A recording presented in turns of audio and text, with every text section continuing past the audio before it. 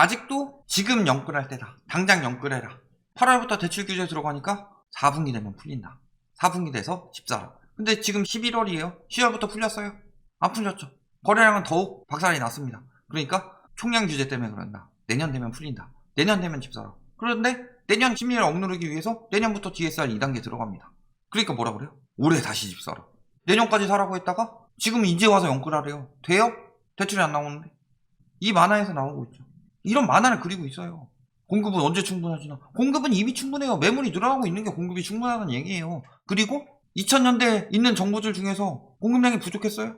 오히려 진보정부 때가 공급량이 많았어요. 맨날 공급 부족 이야기하고 있는데 공급 부족해요? 부동산 가보면 늘어나고 있는 게 매매고 늘어나고 있는 게 전세인데 지금 요 만화에서 다 드러나고 있죠. 영영 내 집 못 살라. 막차가 될 수 있다는 불안함. 근데 막차는 이미 떠났고 내가 놓치고 있다가 막차인 줄 알고 타면은 그건 뭐다? 공포소설 같은 데 보면 늘 그건 저승행 열차였다. 새 아파트 청약하려니 넘사벽이니까 지금 당장 사라. 양극화된다. 집값은 계속 오르고 공급은 충분하지 않으니 계속 오른다. 지금 이런 거 해서 주거 사다리 끊기고 주변에서 다 내 집 마련했다고 하고 주변에 내 집 마련한 사람들 엄청나게 많아요. 솔직히. 특히 최근에 호시국 때 벼락거지 맨날 거지 같은 소리들 하고 있죠. 영끌 1, 2위지요. 원래 어디였어요?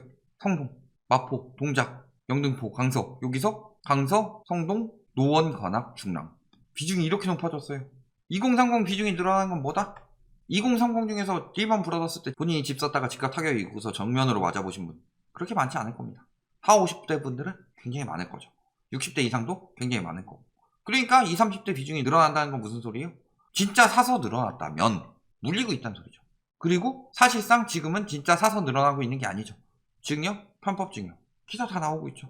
돈 뽑아서 무통장에 입금해서 사고 법인 통해가지고 자금 넘겨서 사고 다 그런 식으로 사고 있다. 2020년 6월에 거래량이 늘어난 이유? 왜 6월에 거래량이 늘어나요? 올해 보면 어때요? 약속의 6월에 거래량 줄었죠. 원래 6월에 거래량 줄어요. 왜? 5월까지 금매가 나오니까. 근데 왜 작년 6월에는 역대급 거래량이 나왔을까요?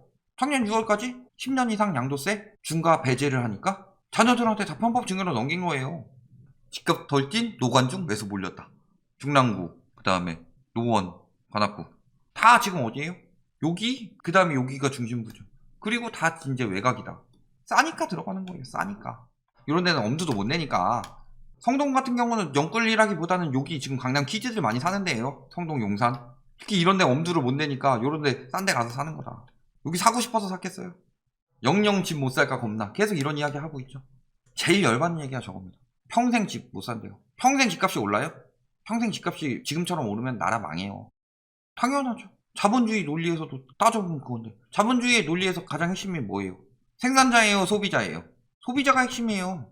근데 소비자가 살 수 없는 재화가 계속된다고 봅시다. 그것도 생활에 매우 중요한 재화가. 그러면 어떻게 되는 거예요? 인구 감소는 더 심각해지고 사는 사람 계속 없고 집 가진 사람들은 계속 그 돈으로 물고 늘어지다가 끝나는 거예요. 무슨 평생이에요. 한 10년만 지나봐요. 생산 가능 인구 엄청 많이 줄어들어 있을걸요? 초등학교 폐교하는데 엄청 많을걸요? 초등학교 가가지고 보면은 요즘 초등학교에 애들이 왜 이렇게 없지? 느껴질걸요? 아무리 계속 평생 못 산다고 하더라도 10년 후에 그렇게 되면 어떻게 되겠어요? 그럼 그때야말로 진짜로 공급 과잉 아니에요? 그럼 적어도 그때는 떨어진다는 거죠. 물론 그럴 상황이 아니고 지금은 당장 떨어질 상황이고 근데 만약에 그들 말처럼 계속 오른다고 해도 10년만 지나봐도 답이 다 나온다. 그런데 그렇게까지 갈 상황이 아니죠. 왜? 이미 거품 껴서 터지고 있는데 기술적으로 하락 거래 나오고 있고 이자 부담이 굉장히 심해졌다. 계속 오를 수 있어요? 말 같지도 않은 소리 하지 마라. 그런데 영영 못 산대요. 영영 못 산다고 해서 리먼 때 산 2030들이 4050 됐는데 진짜 영영 못 사는 거예요. 영영 집 못 살까 겁나는 게 아니라 지금 영끌하면은 진짜 영영 집 못 사는 거예요. 저거 경매에 넘어가는 거고 조정되더라도 조정이란 표현 쓰죠. 떨어진다는 얘기 절대 안 합니다. 자신이 산 가격으로 절대 떨어지지 않을 거라 확신하는 분위기였다. 왜 이런 분위기가 형성이 되었을까요? 니들 언론이 그렇게 떠들고 맨날 오른다는 전문가들 그거 가지고 밥벌이하고 떵떵거리면서 잘 처먹고 잘 사는 사람들 거 들고 와서 그렇지. 라이트하우스는 유튜브 수익 내가지고 뭐 떵떵거리고 뭐 올림픽 선수촌 아파트를 사고 그딴 개소리 집어치워라. 그렇게 할 거면은 이미 저기 오른다는 거 찍어가지고 빌라 팔아먹고 아파트 팔아먹어서 돈 벌어 처먹었지. 뭐요? 은행빚, 회사 복지 기금에 부모 찬스까지 동원. 이렇게 영끌하는 사람들 진짜 박살 나는 겁니다. 근데 문제는 막 퇴직금까지 끌어다 쓴 사람들 있죠. 미래도 없어져요. 서울 집값은 오늘이 제일 싸다. 개소리 집어치우고 집값 대출은 오늘이 제일 싸요. 그리고 받은 분들도 계속 올라갑니다. 고정금리 받은 사람들은 괜찮다고요? 고정금리도 조정돼요. 니들 말처럼 그냥 조금 떨어지는 걸 조정이라고 하는 게 아니라 진짜 조정되는 거 현실에 맞게 해. 자산 가장 빠르게 불리는 건 X세대, 산업화 세대, 1차 베이비 부머 이런 식으로 나오고 있죠. 부채도 많이 늘고 자산도 많이 늘었다. 물려서 가지고 있다는 거죠. 그리고 순자산은 엄청 늘었는데 부채는 요만큼 늘어났어요. 무슨 소리예요? 오래 가지고 있어서 늘었든가 아니면 현금화 했든가. 부랴부랴 산 사람들이 부채랑 자산이 같이 늘죠. 그게 X, Y 세대고. 자, 보면은 2차 베이비 부머 세대는 부채는 조금 늘었는데 자산은 많이 늘었습니다. 뜻하는 게 뭐예요? 적절한 때 많이 샀다는 거고, 이들은 부채가 많이 안 늘었으니까. 이들은 집값 올라갈 때 뒤늦게 뛰어들었다는 거죠. 순자산 책정하는 거 간단해요. 10억짜리 집 사는데 내가 4억 대출 받았으면 순자산 6억이죠.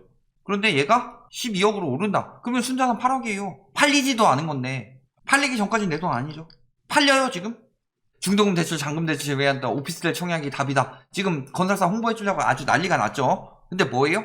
내년부터 적용이 되는데 올해 분양받은 중도금 잔금은 제외하겠다. 그러면은 내가 올해 분양받아서 중도금 잔금 다 내고 팔려고 보면 다 DSR 적용돼 있네? 이 DSR은 바젤3로 적용된 것이기 때문에 정부가 바뀌어도 절대 안 풀립니다. 누가 사줘요? 가뜩이나 비싼 가격인데. 오피스텔 가격 장난이에요 지금? 동탄 오피스텔이 9억씩 하고 있는데? 오늘 가장 싼 건 뭐예요? 대출금리. 5% 이미 넘기는 사례 나왔고 지금 6% 이야기 계속 나오고 있습니다. 5% 안착이란 이야기가 나와요 이제. 그러면은 말 그대로 내년 되면 8%, 9%, 10% 오르지 말란 법이 뭐가 있냐.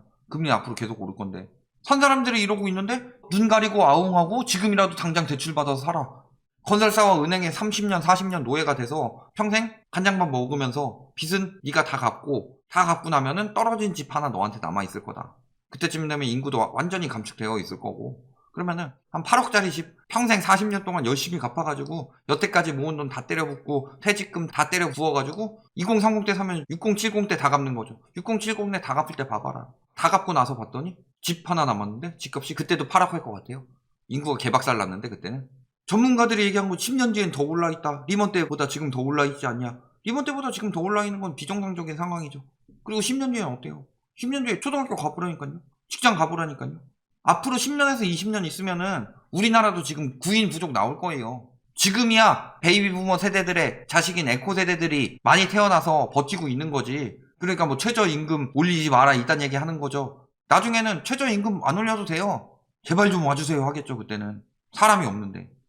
자, 영끌적 기회는 지금입니다. 내년 고정금리 갈아타면 한도 줄 수도. 영끌적 기회는 지금. 이딴 기사 내고 있어요. 막상 보면은 제목 막 바꿔놓고 어떤 종양 같은 언론에서 올린 거죠. 내년 고정금리 갈아타면 한도 줄어들죠 당연히. 왜? 고정금리로 갈아탄다는 게 뭐예요? 고정금리형 상품으로 갈아타는 거는 대출을 새로 받는다는 거죠. 근데 내년에 새로 받으면 DSR이 감소됩니다. 그런데 소급 적용 안 하니까 지금 DSR 40% 넘어간 사람들은 내년에 고정금리로 갈아타면 박살이 난다는 거예요. 대출 한도가. 그런데 갈아탈 거면 진즉에 갈아탔어야죠. 2020년 8월부터 이야기했어야죠. 그때가 금리가 제일 쌀 때였는데 금리 계속 오른다고 그랬죠. 기준금리 따라서 오를 수밖에 없다고 그랬죠. 기준금리 오르면 금리 또 올라간다고 그랬죠. 왜? 물가 오르고 바젤3 적용해야 되니까 은행권에서 당연히 우대금리랑 이런 거 줄일 수밖에 없죠. 고정금리로 갈아타면 안전한 것 같아요. 고정금리 첫 번째, 고정금리는 기본적으로 변동금리보다 금리가 높습니다. 그리고 고정금리라고 해서 30년, 40년 계속 고정금리를 해주냐. 은행이 바보가 아닌 이상 그렇게 안 합니다. 고정금리면 무조건 계속 그 금리가 평생 갈 것 같죠. 그런 심리 이용하고 있는 거예요. 고정금리 받아서 영끌해라. 그럼 갚을 수 있다. 더 올라가지 않지 않냐. 안 올라가요? 여기 댓글 좀 달아주세요. 고정금리 받아보신 분들. 올라가나 안 올라가나. 누구를 얼마나 죽이려고 그딴 쓰레기 같은 기사들을 쓰냐. 그리고 고정금리 받으면 괜찮다고 댓글 달고 있는 인간들 괜찮아요? 팔고 빠진 니들이 괜찮지? 패닉바잉 이야기하고 계속 선당수 고미라고 하죠. 뭐예요? 먼저 당첨되고 나중에 고민한다. 무슨 뜻이에요? 여력도 안 되는 사람들이 청약 경쟁률을 엄청나게 올려놓고 있다. 그런데 여태까지는 자금 생각도 안 하고 있어요. 그냥 대출 받으면 되겠지.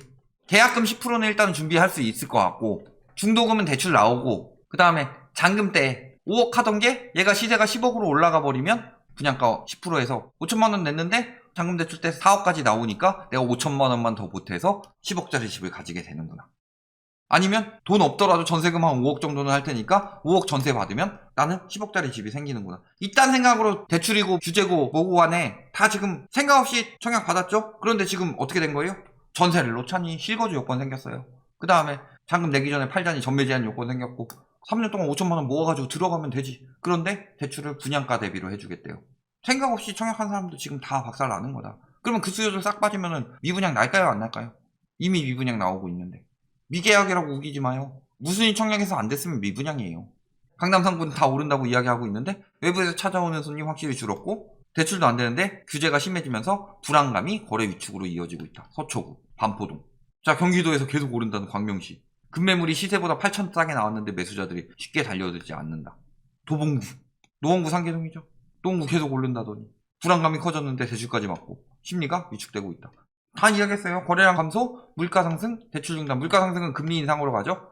이런 것들로 인해서 지금 하락 거래 증가하고 전세가 하락세로 바뀌고 있고 매수 여력은 감소하고 있고 매물 증가하고 있고 미분양 증가하고 있고 경매 증가하고 있고 다 이런 조건에 대해서 말씀을 드렸잖아요. 그런데 지금 연끌을 해야 돼요? 뭐라고요?